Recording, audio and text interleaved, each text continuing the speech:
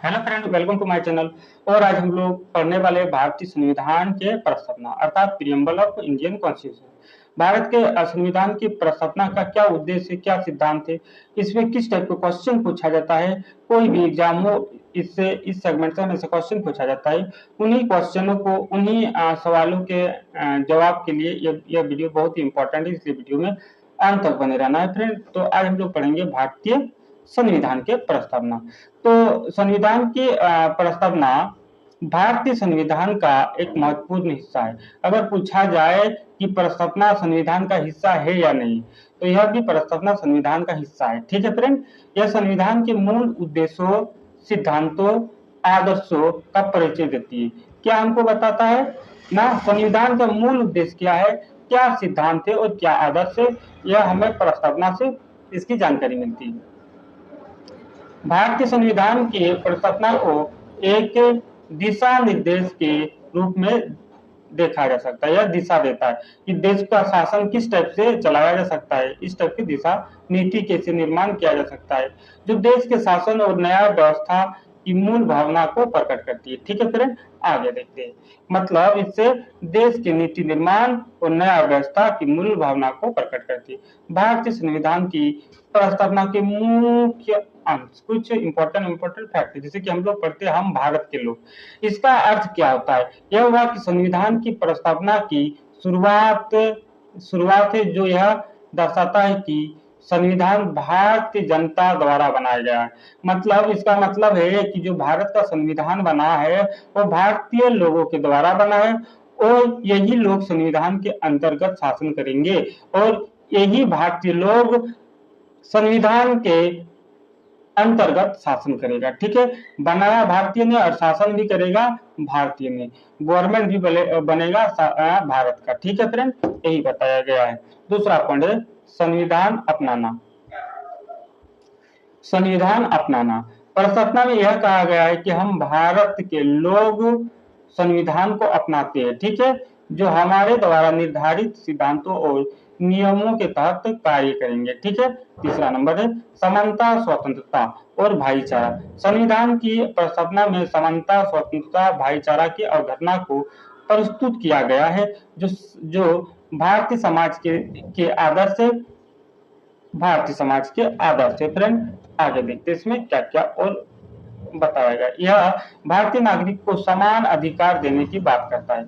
मतलब सभी जो नागरिक होगा सबका अधिकार एक जैसा होगा, एक ही जैसा होगा, किसी भी प्रकार का भेदभाव नहीं किया जाएगा। मतलब भारत के संविधान में यह बताया गया है कि गरीब ऊंच नीच में कोई भेदभाव नहीं होगा। ठीक है, सबके लिए अधिकार एक जैसा होगा। ठीक है, सबके लिए कानून एक जैसा होगा, यह बताया गया। उसके बाद बताया है संप्रभुता, समाजवाद, धर्मनिरपेक्षता, लोकतंत्र और गणराज्य।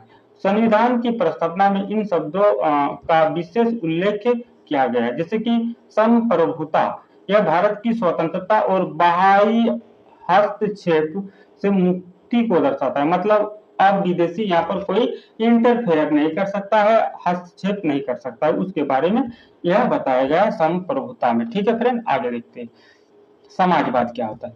समाजवाद यह समाज में समानता और समान अवसर की बात करता है। समाजवाद मतलब जो समाज होगा सभी के लिए एक जैसा होगा और समान अवसर भी यहाँ मिलेगा। धर्म निरपेक्षता, भारत में सभी धर्मों को समान अधिकार प्रदान करना है। मतलब जितना भी धर्म है सभी को एक जैसा बर्ताव करना चाहिए, किसी भी एक धर्म को सरकार द्वारा प्रोत्साहन नहीं दिया जाना चाहिए, इसी को धर्मनिरपेक्षता कहा जाता है फ्रेंड। आगे देखेंगे लोकतंत्र के बारे में। लोकतंत्र भारतीय गणराज्य का लोकतांत्रिक शासन पद्धति है। मतलब यहाँ पर लोकतांत्रिक शासन पद्धति है, वोट देने का अधिकार, कोई भी व्यक्ति उम्मीदवार के लिए लड़ सकता है, चुनाव लड़ सकता है। गणराज्य क्या होता है? यह किसी राजा या साम्राज्य के स्थान पर जनता द्वारा चुने गए प्रतिनिधियों के शासन की ओर इशारा करता है। गणराज्य बोले तो जो अब इस राजा के स्थान पर जनता द्वारा चुना गया एक प्रतिनिधि होगा। ठीक है फ्रेंड, आगे देखते हैं। वो राजा वाला सिस्टम खत्म हो गया, न्याय और बुनियादी अधिकार। प्रस्तावना में यह भी कहा गया कि हम नागरिकों को न्याय, स्वतंत्रता, समानता और भाईचारा का आश्वासन देते हैं ताकि वे अपनी बुनियादी अधिकारों को आनंद ले सके। ठीक है फ्रेंड, आगे की ओर देखेंगे। हमारे उद्देश्य, प्रस्तावना में यह भी बताया गया है कि संविधान के द्वारा हम देश में एक आदर्श समाज की स्थापना करना चाहते हैं जिससे सभी नागरिकों को न्याय, समानता और अवसर मिल सके। ठीक है, बहुत बड़ा आदर्श समाज की बात इसमें कहा गया है। संविधान की प्रस्तावना का महत्व क्या है? यह भारतीय संविधान के उद्देश्यों और आधारभूत सिद्धांतों का संक्षिप्त वर्णन है। मतलब भारतीय संविधान के क्या उद्देश्य है और आधारभूत संरचना क्या, उसका शॉर्टकट एक नोट्स है, शॉर्टकट बताया गया है इसमें प्रस्तावना में। यह भारतीय राज्य की संरचना, शासन प्रणाली और नागरिकों के अधिकार को स्पष्ट करती है। यह भारतीय राज्य की संरचना, किस टाइप के राज्य की संरचना होगा, शासन प्रणाली किस टाइप का होगा और नागरिकों का अधिकार क्या क्या होगा, इसके बारे में यह बताता है फ्रेंड। ठीक है, आगे की ओर हम लोग बढ़ते हैं। यह देश के नागरिकों को उनके अधिकारों, कर्तव्यों और स्वतंत्रता के बारे में जागरूक करती है। मतलब क्या अधिकार है, क्या कर्तव्य है, कर्तव्य बोले क्या हमें पालन करना चाहिए और किस किस क्षेत्र में हमें स्वतंत्रता दी गई है, उन सभी के बारे में इसमें हमें बताता है। किसमें? न भारतीय संविधान की प्रस्तावना में।